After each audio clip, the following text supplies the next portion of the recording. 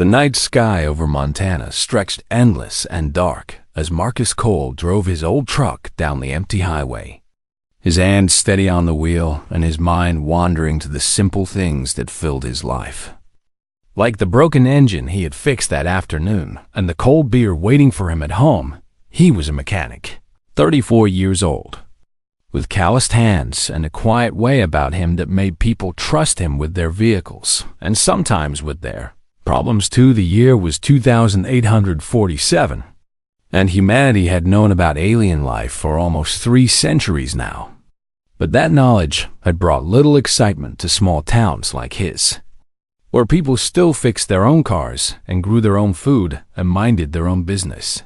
The galactic community had made contact long ago, but they had looked at Earth and seen nothing worth their attention, calling humans primitive and backward and barely worth a footnote in their vast records of spacefaring species. Marcus did not think about aliens very often, and he certainly did not expect to see one on this lonely stretch of road.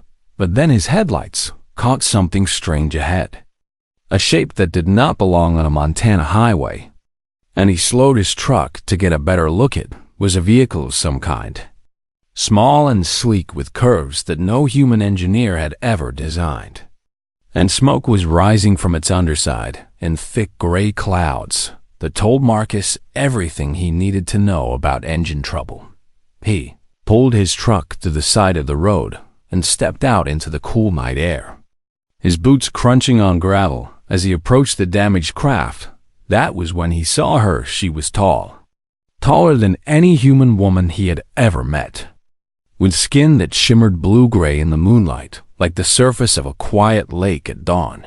She had 4 arms, 2 on each side of her slender body, and they moved with a grace that seemed almost like dancing as she struggled to repair something beneath her. Her clothes were torn, and there was a dark stain on her side that Marcus recognized immediately as blood, or whatever passed for blood in her species. She looked up when she heard him approach, and her eyes were large and silver and filled with fear and suspicion and something else that might have been pain. Marcus stopped a few feet away and raised his hand slowly to show he meant no harm. "Hey there," he said in a calm voice, the same voice he used when approaching a scared animal. "Looks like you're having some trouble." The alien woman watched him carefully, her 4 hands still clutching tools that looked nothing like anything in his garage, but served the same purpose all the same. "You are human," she said, and her voice was strange and musical, like wind chimes in a summer breeze, though her words came out broken and uncertain. "That's right," Marcus said. "Name's Marcus, and I'm a mechanic, which means I fix things that are broken. And your ship there looks pretty broken to me." She tilted her head in a gesture that might have meant confusion or curiosity or both. "Why do you stop?" she asked. "Why you not drive away like the others?" Marcus thought about that question for a moment, and he realized that he did not have a complicated answer. "Because you look like you need help," he said simply. "That's reason enough for me." The alien woman stared at him as if he had spoken in a language she could not understand, even though she clearly understood his words. "I am called Valith Sorn," she said finally. "I am Sirvith, a trader from the Aligned Systems, and my vessel has suffered critical failure." "Well, Valith," Marcus said, walking closer to examine the smoking ship, "let's see if we can get you flying again." He spent the next 2 hours working on her engine, using skills he had learned over 20 years of fixing machines and a healthy dose of common sense that told him engines were engines no matter what planet they came from. Valeth watched him with those silver eyes, handing him tools when he asked and answering his questions about which parts did what and how the fuel system worked. She was wounded. He could see that clearly now. And when he asked what had happened, she told him about pirates who had attacked her ship near Earth's moon and how she had barely escaped with her life. "You should sit down," Marcus said when he noticed her swaying on her feet. "Rest a bit while I finish this." "I cannot rest," Velith said. I must repair my ship and leave before the pirates track my signal. Marcus shook his head and walked to his truck, returning with a bottle of water, a blanket, and half a sandwich he had saved from lunch. Here, he said, pressing these things into her 4 hands. Eat something and drink some water, and wrap that blanket around yourself, because the nights get cold out here. Velith looked at these simple gifts as if he had handed her treasures beyond measure. You give me your food, she said slowly. You give me your water, and you fix my ship. And you ask for nothing in return. That's right, Marcus said, already turning back to the engine. But why? Velith asked, and there was something desperate in her voice now. Something that told Marcus this question mattered more to her than he could understand. In my experience, no species helps another without demanding payment or leverage. So what do you want from me, human? Marcus paused and looked at her. This strange and beautiful creature from another world, who could not understand why someone would help her simply because she needed it. I don't want anything, he said. You were hurt and stranded and alone on a dark road in the middle of nowhere. And I couldn't just drive by and pretend I didn't see you. Because that's not the kind of person I am. He smiled then. A small and genuine smile that crinkled the corners of his eyes. My mama raised me to help folks in need, he added. She didn't say anything about them needing to be from Earth. Velith sat down slowly on a rock beside the road. The blanket wrapped around her shoulders and the water bottle clutched in one hand. And she watched Marcus work with an expression he could not read. An hour later, the engine hummed to life. And Marcus stepped back with satisfaction on his face and grease on his hands. That should hold until you get somewhere safe, he said. It's not perfect, but it'll fly. Velith rose to her feet and approached him, her silver eyes searching his face for something she clearly expected to find but could not. I have traveled to 100 worlds, she said quietly. I have met 1,000 species and made 10,000 deals. And never have I encountered what I found tonight on this small and forgotten planet. She reached into a pouch at her belt and pulled out a small metallic object that gleamed gold and silver in the moonlight, pressing it into Marcus's hand before he could refuse. This is a token of my people, she said. It has no value in your currency, but among the Sirveth, it is a symbol of profound debt. And I give it to you now because I do not know how else to repay what you have done. Marcus looked at the token and then back at Velith. You don't owe me anything, he said. Perhaps not in your eyes. Velith replied, but in mine. You have given me something I did not know still existed in this galaxy. She climbed into her ship and paused at the door. Looking back at him one last time. Farewell, Marcus Cole, she said. I do not think I will forget you.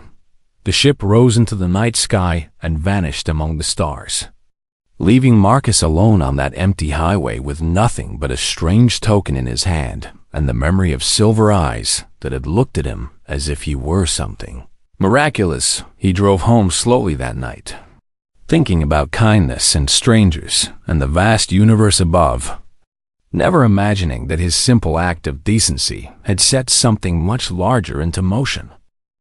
3 days had passed since that strange night on Earth, and Velith Sorn could not stop thinking about the human mechanic who had helped her without asking for anything in return. She stood now on the observation deck of the Sirveth trade vessel Infinite Profit, watching stars drift by like scattered diamonds against the endless black of space. And her mind kept returning to that dusty road and that simple man with his calloused hands and his gentle smile that made no sense to her, none at all. And she had spent every waking hour trying to understand. Sirveth were known throughout the galaxy as master negotiators and traders, beings who understood that everything had a price and every interaction was a transaction waiting to happen. Velith had been raised on these principles from the moment she could walk, taught that kindness without purpose was foolishness and generosity without return was weakness. Yet the human had violated every rule she knew. and he had done so as naturally as breathing. "You are troubled?" said a voice behind her. And Valeth turned to see her colleague Thesan approaching with his forearms clasped behind his back in the traditional posture of concern. "I am confused," Valeth admitted. "And confusion is not something I experience often. This is about the human," Thesan said. And it was not a question because the entire ship had heard her speak of nothing else since her return. "He helped me," Valeth said. "He saw me wounded and stranded, and he stopped his vehicle, and he fixed my engine, and he gave me food and water and warmth. And when I asked him what he wanted in return, he said nothing." Thesan made a sound of dismissal deep in his throat. He was lying. He said simply, "All species seek advantage." And the human was surely calculating what he could gain from assisting someone of obvious galactic origin. "That is what I thought at first," Valeth replied. "But I watched his face and listened to his voice and searched for any sign of deception. And I found none, only genuine concern for my well-being." "Then he is a fool," Thesan said. "The humans are a primitive species, barely capable of interstellar travel. And perhaps they have not yet evolved beyond such inefficient behaviors." Valeth shook her head slowly. "I do not think that is the answer either," she said. "There was wisdom in him, a different kind of wisdom than ours perhaps, but wisdom nonetheless." She turned back to the observation window and stared at the distant speck of light that was Earth's sun. "I need to understand," she said quietly. "I need to know if he was unique or if his behavior represents something larger about his species." That night, Valeth began her research, accessing every database she could find about humanity and their short history. Among the stars, what she found surprised her more than the encounter itself. There were records of human ships stopping to assist stranded vessels of other species, even former enemies, even when doing so put them at risk. There were accounts of human colonies sharing their food supplies during famines on neighboring worlds, asking nothing in return except the knowledge that fewer beings would starve there. Were stories of human soldiers treating wounded enemies with the same care they showed their own fallen comrades, and in every record, in every account, in every story, Valeth found the same impossible pattern.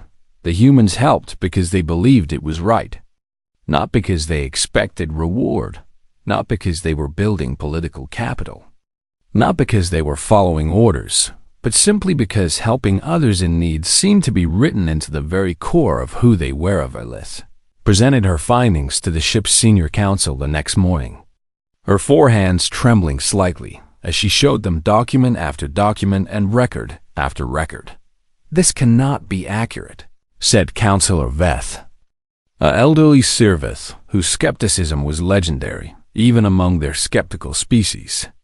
"Your data must be corrupted or your sources must be unreliable. I have verified everything 3 times, Valeth replied. "The information comes from official galactic records, from trade logs, from diplomatic archives, and the pattern is consistent across every source." "Then explain it," Counselor Veth demanded. "What possible evolutionary advantage could such behavior provide?" Valeth took a deep breath and spoke the word she had discovered in the human databases, a word that had no direct translation in the Sirveth language. "They call it compassion," she said. "It appears to be an instinct, a deep drive to reduce the suffering of others, even at cost to oneself. And it evolved in their species because those who helped each other survived better than those who did not." The council chamber fell silent as the implications of this sank in. "You are suggesting," Counselor Veth said slowly, "that humans are genetically programmed to be kind." "Not programmed exactly," Valeth said. "They can choose to ignore the instinct, and many do. But the drive exists in most of them as naturally as our drive to negotiate and trade." The discussion continued for hours, with some counselors dismissing her findings and others expressing cautious interest. But it was the arrival of High Arbiter Thesan Mock that changed everything. High Arbiter. Mach was one of the most powerful figures in the Alliance systems. A being who had brokered alliances between species that had warred for millennia, and who had shaped the political landscape of the galaxy for 3 centuries. When he entered the council chamber, everyone fell silent out of respect and not a small amount of fear. "I've been monitoring your discussion," he said, his voice deep and resonant like the hum of a massive engine. "And I find the subject fascinating." He turned his silver eyes toward Violet, and she felt as if he could see straight through her to the memory she carried of that night on Earth. "Tell me more about this human," he said. "Tell me everything." Violet recounted her experience in detail, from the moment she crashed to the moment she departed, and High Arbiter Mach listened without interruption, his expression unreadable when she finished. He was silent for a long moment. "In my 3 centuries of life," he said finally, "I have seen countless species rise and fall. I have watched empires crumble because allies betrayed each other at crucial moments. I have witnessed the death of trust across 100 worlds." He paused and looked at the assembled council. "And never have I encountered a species that helps strangers without expectation of return," he continued. "If what this traitor says is true, then humanity may be far more valuable than we ever imagined." He turned back to Violet. "You will return to Earth," he said. "You will find this human again, and you will determine whether his behavior was an anomaly or whether it represents something fundamental about his species. And if it is fundamental?" Violet asked. High Arbiter Mach smiled, a rare and unsettling expression on his ancient face. "Then we may have finally found the element that has been missing from every alliance we have ever built," he said. "We may have found genuine trustworthiness." Violet bowed and accepted the assignment, her heart's racing with anticipation at the thought of seeing Marcus Cole again, and her mind already wondering what she would find when she did. 1 week had passed since the night Marcus Cole helped a stranger on a dark road, and he had almost convinced himself that it had all been a dream almost. But not quite, because the strange metallic token still sat on his kitchen table, gleaming gold and silver in the morning light. And every time he looked at it, he remembered those silver eyes and that musical voice, and the way she had looked at him as if he were something impossible. Life had returned to normal in the small Montana town, and Marcus had gone back to fixing cars and trucks and the occasional tractor, his days filled with honest work and his nights filled with quiet contentment. He did not expect to see Violet Sorn ever again, and he had made peace with that, because helping someone did not mean you owned a piece of their future. But on the 7th day, as the sun was setting and painting the sky in shades of orange and pink, Marcus heard a sound he recognized. It was the hum of an engine that no human had ever built. And when he stepped out of his small house and looked up at the sky, he saw not 1 ship but 3 descending towards property. The lead ship was sleek and silver, much larger than the damaged craft he had repaired, and the 2 ships flanking it were clearly military escorts with weapons that gleamed in the fading light. Marcus watched them land in his yard with a mixture of awe and nervousness, wondering what he had gotten himself into and whether he should have just driven by that night after all. The door of the main ship opened, and Violet emerged into the evening air, her blue-gray skin shimmering and her silver eyes finding him immediately. She looked different now, healed and healthy and dressed in robes that spoke of wealth and status. But her expression was the same as he remembered, curious and searching and somehow vulnerable beneath the confidence. Behind her came 2 imposing Sirveth guards, each one carrying weapons and wearing armor that made them look like statues carved from metal and shadow. "Marcus Cole," Violet said, and her voice was formal in a way that told him this was not a casual visit. "I have returned to honor my debt." Marcus wiped his hands on his work shirt and walked toward her, ignoring the guards who tensed at his approach. "I told you before," he said with a small smile. "You don't owe me anything." In your culture, perhaps, Velith replied. But among my people, a debt unpaid is a stain on one's honor, and I cannot allow such a stain to remain. She gestured to one of the guards, who stepped forward carrying a large container that hummed with energy. Inside this container are materials worth more than your entire settlement, Velith said. Rare metals from the core worlds, technology that will not exist on Earth for another century, currency that can be exchanged across 1,000 systems. She met his eyes with an intensity that surprised him. All of this is yours, she said, if you will accept it as payment for what you did. Marcus looked at the container, then at Velith, then back at the container. That's a whole lot of stuff, he said. It is. Velith agreed, and all I did was fix an engine and share my lunch. You did more than that, Velith said quietly. You showed me something I did not know existed. Marcus was silent for a long moment, and then he shook his head slowly. I can't accept it, he said. The guards exchanged glances of confusion, and Velith's silver eyes widened with something that might have been shock.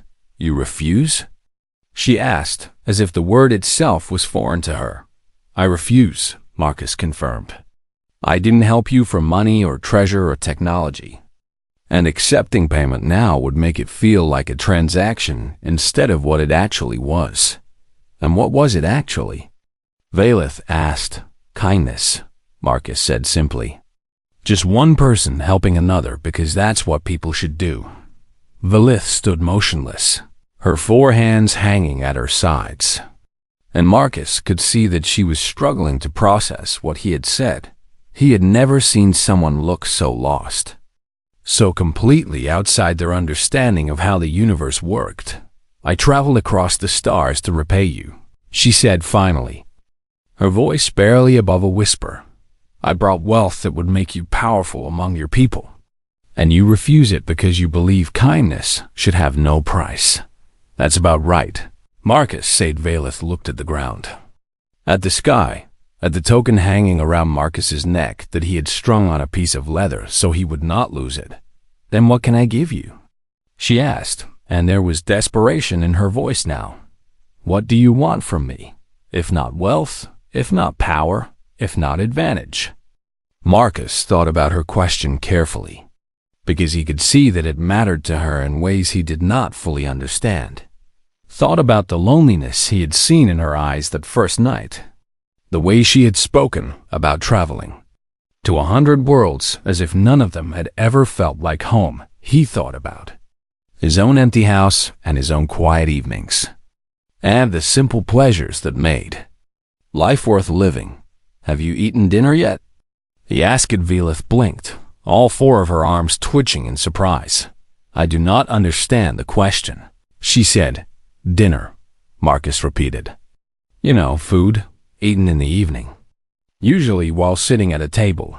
I know what dinner is, Velith said. I do not understand why you are asking. Marcus smiled and gestured toward his small house with its worn paint and its cluttered porch and its complete lack of anything impressive. I was just about to make some food, he said. Nothing fancy, just roasted chicken and vegetables from my garden. But there's plenty for 2 if you want to join me. He paused and looked at her guards. Make that plenty for 4, he added. Your friends are welcome too, if they're hungry. Velith stared at him as if he had spoken in an ancient language that required translation. You are inviting me to eat a meal with you, she said slowly. In your home, that's right. Why? Marcus shrugged. Because you look lonely up there among the stars, he said. And eating alone isn't much fun when you have the option of eating with someone else. The guards looked at each other again, and one of them made a sound that might have been a laugh quickly suppressed. Velith was silent for so long that Marcus began to wonder if he had offended her somehow. But then she did something he did not expect. She smiled. It was a small smile, uncertain and unfamiliar on her face, but it was genuine in a way that transformed her features from alien to something approaching warmth. I would like that, she said quietly. I would like that very much. The guards remained outside, declining the invitation with polite words about duty and protocol. But Valeth followed Marcus into his home and sat at his simple wooden table while he cooked.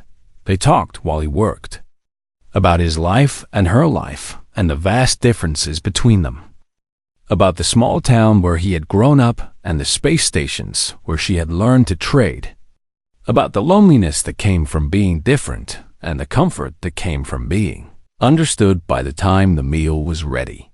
Valeth was laughing at his stories about stubborn customers and broken tractors, and Marcus was learning that beneath her formal exterior was a woman who had spent her whole life looking for something she could not name.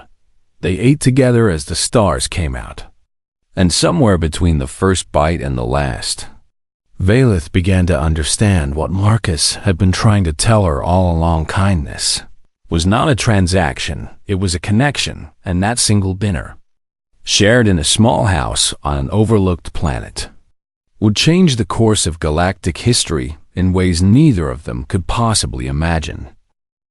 The Council of Aligned Species gathered in the great chamber that floated at the heart of Station Prime, a massive construct that served as the political center of the known galaxy. Representatives from 100 worlds sat in ascending tiers that circled the central speaking platform, their forms ranging from humanoid to crystalline, to shapes that defied easy description. This was where wars had been ended and alliances had been forged, and the fate of entire species had been decided. And today, it would decide the fate of humanity. Valeth Sorn stood on the central platform, her 4 hands clasped before her in the posture of formal address, and she looked up at the assembled delegates with a confidence she did not entirely feel. High Arbiter Thiessen Mock had arranged this hearing, using his considerable influence to bring the matter of humanity before the full council. And now everything depended on how well Valeth could make her case. Honored delegates, she began, her voice amplified by technology that carried it to every corner of the vast chamber. I come before you today to speak about a species that has been overlooked and dismissed since the day they first reached the stars. Murmurs rippled through the chamber, and Valeth saw several delegates lean forward with interest, while others settled back with obvious boredom. Humanity, she continued, has been classified in our records as primitive, as insignificant, as a species barely worth noting. But I stand before you to say that this classification is wrong. A delegate from the Creth Dominion, a massive being with scales that gleamed like polished steel, made a sound of contempt. The humans cannot even travel faster than light without purchased technology, he said, his voice booming through the chamber. They have no fleet worth mentioning, no weapons that could threaten even our smallest outpost, and no resources that we cannot find elsewhere. So why should we waste our time on them? Because they have something no other species has, Valeth replied. Something we have been searching for since the first alliance was formed and the first treaty was broken. She activated the display behind her, filling the air with images and records and data points that she had spent weeks compiling. I was stranded on Earth after an attack, she said, wounded and alone and far from any help. And a human found me on a dark road in the middle of nowhere. The chamber fell quiet as she described that night. The fear she had felt, the certainty that she would be captured or killed or left to die. But instead of any of those things, she said, the human stopped his vehicle, approached my damaged ship, and offered to help. Asking nothing in return, he was seeking advantage, the Creth delegate interrupted. Building leverage for future negotiations. That is what I thought as well, Valeth admitted.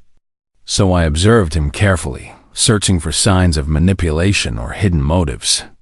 And I found none. She changed the display to show the records she had gathered, the patterns she had discovered. I researched humanity after my return, she said. I found hundreds of similar incidents. Cases where humans helped strangers of other species without expectation of reward. She highlighted story after story, account after account. building a picture of a species that seemed fundamentally different from every other in the galaxy. "They call this quality compassion," she said. "An instinctive drive to reduce the suffering of others, even at cost to themselves. And it appears to be woven into the very fabric of their nature." The delegate from the Unified Synth Collective, a being made of gleaming metal and pulsing light, spoke in a voice like static, inefficient, it declared. "Resources spent on others without return represent a net loss. An evolution should have eliminated such behavior long ago, and yet it did not," Velith countered. "Because the humans who helped each other survived better than those who did not. They built communities and civilizations and eventually reached the stars. All because they refused to abandon each other." She turned slowly, addressing the entire chamber. "Consider our own history," she said. "How many alliances have we seen crumble because one party betrayed another for short-term gain? How many treaties have been broken? How many wars have been fought because trust could not survive the temptation of advantage?" No one answered, but she could see that her words had struck home with many of the delegates. "The humans offer something different," she said. "A species capable of genuine trust, of helping others without ulterior motive, of building relationships based on connection rather than transaction." The Kreth delegate rose from his seat, his massive form casting shadows across the chamber. "You speak of weakness," he said. "A species that helps its enemies is a species that invites its own destruction." "With respect," Velith replied, "I speak of strength, the strength to see beyond immediate advantage to long-term benefit, the strength to build bridges instead of burning them, the strength to be trusted in a galaxy where trust has become extinct." A long silence followed her words, broken finally by a voice that few in the chamber had ever heard. The representative of the Elder Concord rose slowly from a seat at the highest tier, a being so ancient that legends had been written about the formation of its species. Its form was difficult to look at directly, shifting and shimmering like light through water. And when it spoke, its voice seemed to come from everywhere at once. "We have watched 10,000 species rise and fall," the Elder said. "We have seen empires that spanned galaxies reduced to dust.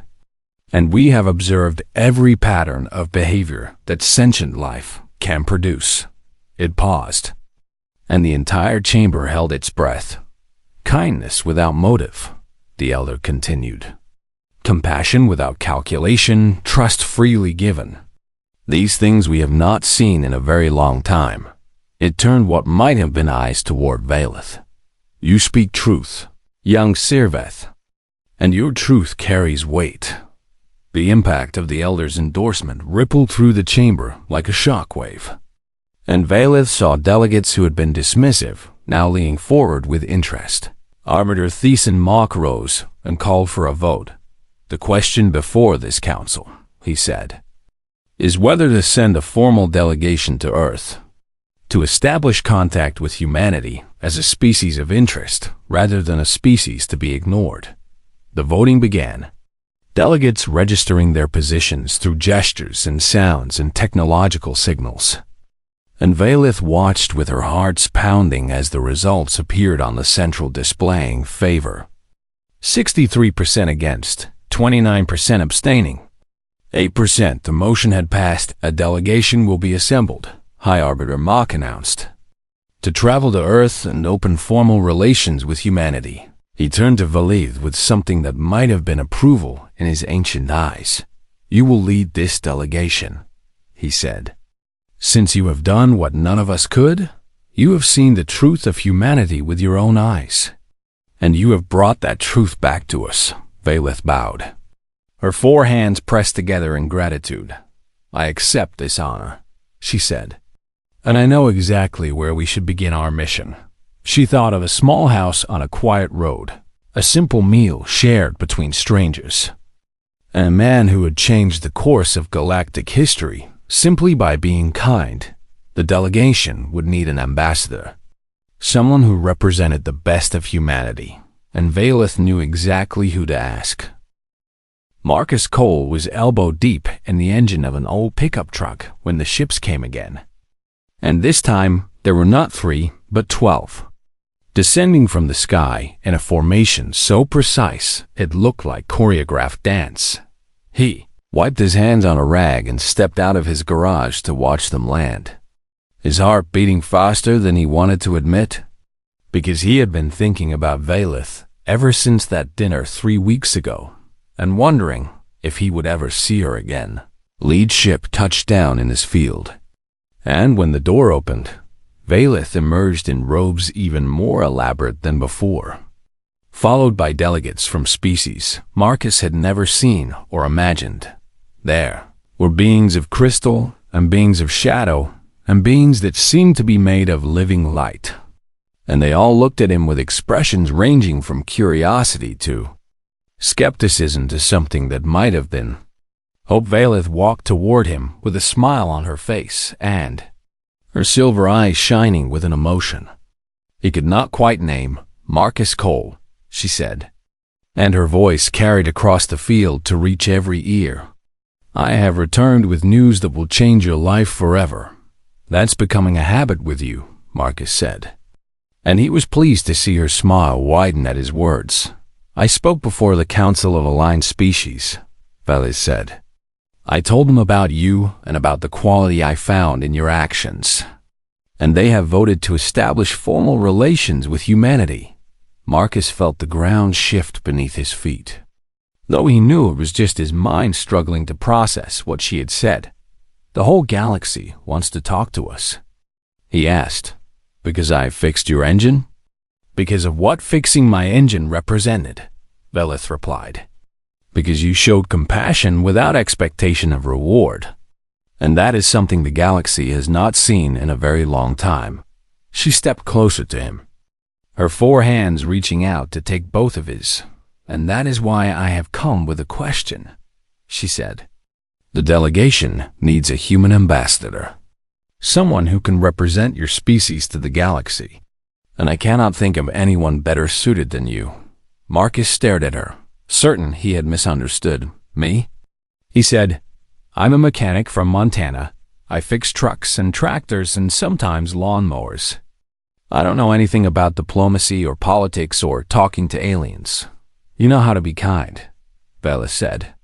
"You know how to see a stranger in need and help without calculating advantage. You know how to share a meal and build a connection. And that is exactly what the galaxy needs to see." One of the crystalline beings stepped forward, its voice chiming like bells. "We have studied your species extensively since the Council's decision," it said, "and we have found that your traits, the compassion and altruism that Trader Sarn described, are not unique to you alone, but they are best represented by you," Valeth added, "because you live them naturally, without effort, without pretense." Marcus looked at the assembled delegates, at the ships gleaming in his field, at Valeth standing before him with hope written on her features. "I wouldn't know what to do," he said quietly. "Then learn," Valeth replied. "As you learn to fix engines, as you learn to grow vegetables, as you learned every other skill you possess." She squeezed his hands gently. "You would not be alone," she said. "I would be with you, guiding you through the protocols and customs, translating when needed, helping you navigate a universe you never knew existed." Marcus was silent for a long moment, thinking about his small house and his quiet life and the future that was being offered to him.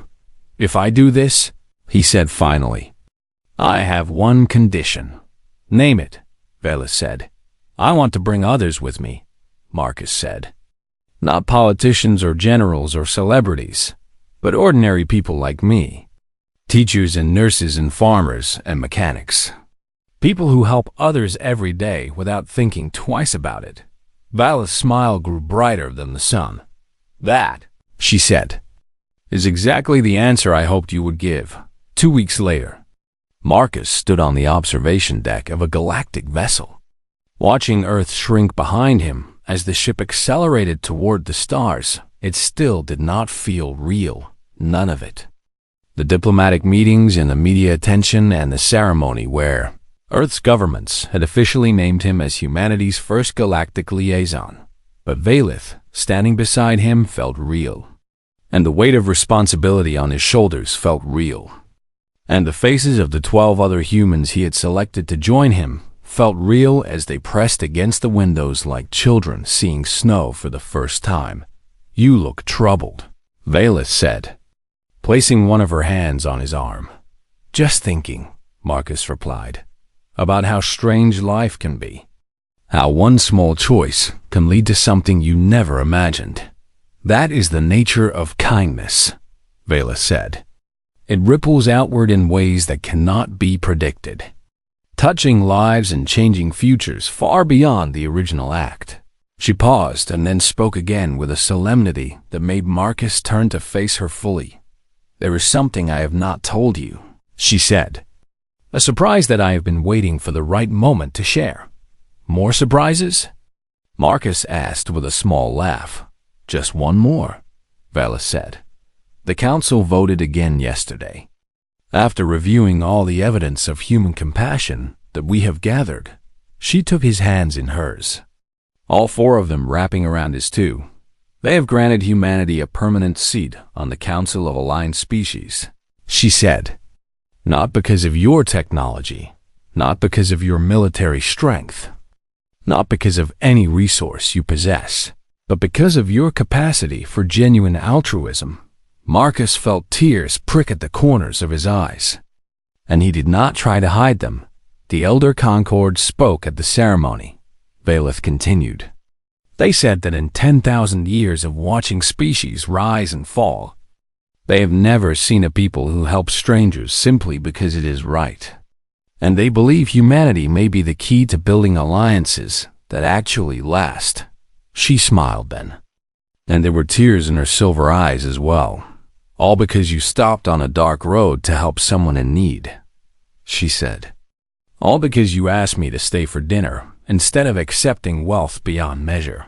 Marcus looked out at the stars streaming past, at the vast universe that had suddenly become his home, at the future that stretched before humanity like an unwritten story.